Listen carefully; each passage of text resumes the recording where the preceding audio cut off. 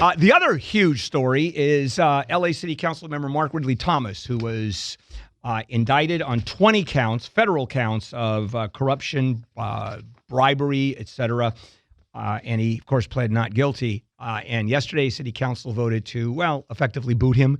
You're on suspension. You ain't going to get paid. And that is a real problem for him and his family. So Steve Gregory, who's been covering this for us and is on top of all these things. Steve, good morning. Hey, good morning, Bill. Yes, and you were at the arraignment, and it was just, that was done virtually, wasn't it? Yes, it was, but I was in federal court because the judge and the federal prosecutors were inside the court. So I sat in the courtroom yesterday. We watched on a monitor just like the judge did. So I was there yesterday, and I was also at City Council meeting. I was monitoring that meeting as well. So let's start with that one. Yeah, because I think that's the more interesting one.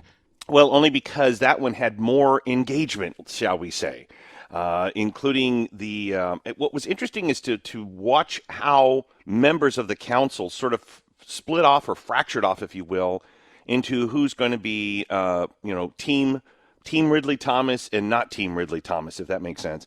So I want to start with a little cut here from Mike Bonin, because the council had to actually vote on whether or not to vote on the motion. So they had to first vote to see if they were going to move forward with the vote or put it to committee for further discussion. And they had to get at least 10 votes first for that. And they did. They got 10 votes in favor of voting for the motion and then 4 against it.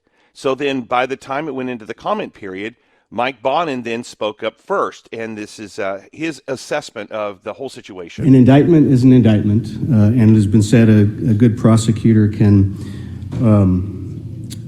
get a grand jury to indict a ham sandwich. All an indictment is a group of people have gathered in a room and have heard allegations and have not heard a single word of defense. And if we hear this item today, that's what we're doing today. We're essentially becoming a grand jury, hearing one side of the matter and not any defense. So that was interesting only in the sense that here is an elected official already sort of discounting the grand jury indictment system. Well, I mean, to his point, the prosecutors can indict virtually anybody for anything, but they're not going to do that to an elected official. That is not going to be a gratuitous, let's make a political statement. When the feds do this, there's a there. Right. And he goes on to say, and he sort of kind of laid out this fear among his colleagues that if you do go ahead with this vote and Mark Ridley-Thomas is suspended. So if this seat is made vacant through a suspension, a number of different things can happen. 250,000 people, 250,000 plus people in the 10th district could be left disenfranchised without representation for a period of time. If we choose that path, colleagues, and we put us on the path of a special election, what happens if the charges are dropped? What happens if Mr. Ridley-Thomas is exonerated?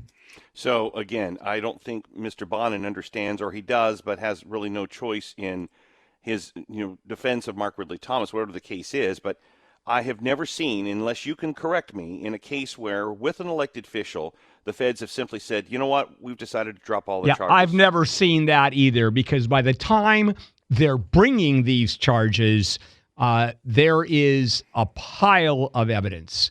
And I don't even remember the last time any of these elected officials went to trial and won. Right. I can't remember any of that happening. And so they plead out. Well, Mitch Englander pleaded out. Right. And he stepped forward and said, you know what, I admit to what I've done and I accept my punishment.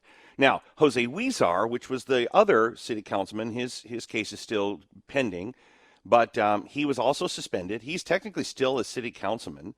He's not been removed, but he's been suspended. So that a lot has been made about the comparison on how they treated Huizar compared to how they're treating Mark Ridley-Thomas.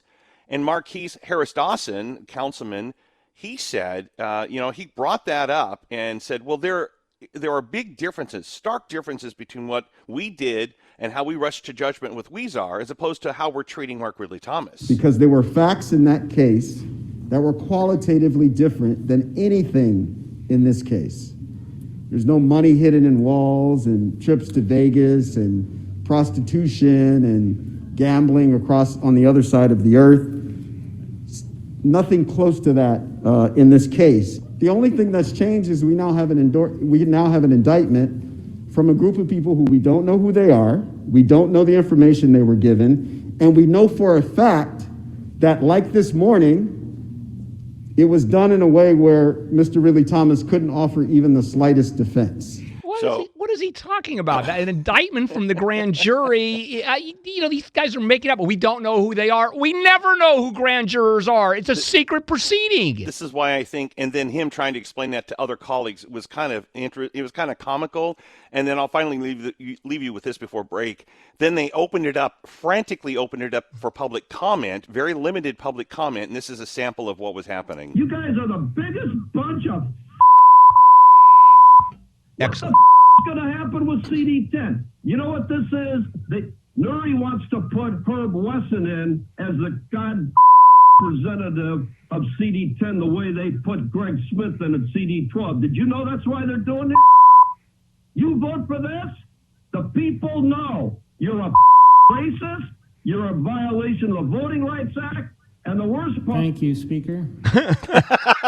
Thank you very much. Thank you. Cuts it right off. Yeah. By the way, council person makes north of $200,000, right? Yeah, almost actually closer to $250,000. Wow.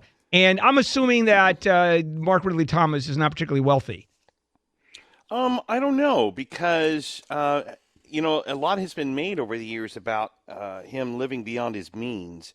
And I'm not sure, what to make of all of that. Okay. He's always got a nice car, and I'm assuming that's a city it'd have to car, but his suits are always bespoke, and he's very well dressed. And I know there were issues with, where he lived, and it's, so I don't know. I don't know what his situation is, but I'll get into the bond in a few moments. Yeah, and that's a big hit, by the way, $250,000 all of a sudden walking out the door. Now, here's a question that I had. And his lawyer brought this up, saying the city council can't even suspend him because the crimes he's accused of committing were as a supervisor, not the city council. Are there any legs to that?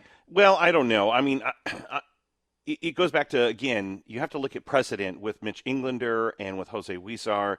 The thing is his crimes, were allegedly committed while he was a board of supervisor or county board of supervisor, but the motion was very specific in that his indictment is a distraction to his job, and it brings a taint of sorts to the council. The council can't afford to have that looming over its body. Fair enough. I mean, I'm assuming that's the way the city charter is written, so the council has the ability to do that. Yeah, they wouldn't be doing it blindly like that, and they've already been through this show once before, right? So they already know kind of what's going on. But I can assure you that it's making his council member colleagues very nervous. All of this is making them very nervous, and I mean, you still have some air of impropriety on at least one other council member.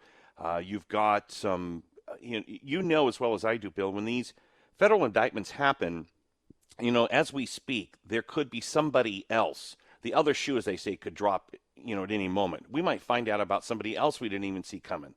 And because they are very meticulous, they have time on their hands. And I don't think people realize that when the press release came out about a week or so ago, there was a very strategic reason for doing that. When they put out a press release to make an announcement like that, what people don't realize is that there are wiretaps in place, there's surveillance in place, and what they do is they sit back and they wait for reaction. And they're looking for the principals in this case to react. And reaction can lead to evidence. And that's what, a lot of what was going on last week with that press release. Instead of just waiting and announcing that there was an indictment or a hearing or anything like that, waiting until day of, let's say, to announce it, they gave us a week or so before the arraignment. Interesting. All right, you're going to talk about the bond for a moment. Yeah, and when they went into this is what we learned yesterday, and this goes a little bit about you asking about the amount of money Ridley-Thomas might have, but it looks like federal prosecutors had wanted $100,000 bond, and apparently there had been some sort of discussion in advance. The prosecutors had reached out to Ridley-Thomas's attorney and said, listen, we're taking the arrest warrant off the table, and we're going to bring it down to $100,000. I don't know what the initial, but it looks like they negotiated something. But by the time they got into court yesterday, Ridley-Thomas's attorney wanted to bring it down even further, and they wanted to go $50,000. And so what ended up happening at the end of the hearing was the judge ordered a $50,000 unsecured bond, which Ridley-Thomas has to sign by the end of this week, tomorrow, and he will not be supervised, as is some cases, and he will not have contact with anybody involved in the case, co-defendant, meaning his son, and any potential victims. Well, there's going to be a lot more happening on this one. Steve, we're out of time, unfortunately. Okay. Take care. You got it. We'll Take talk care, buddy. again. Bye.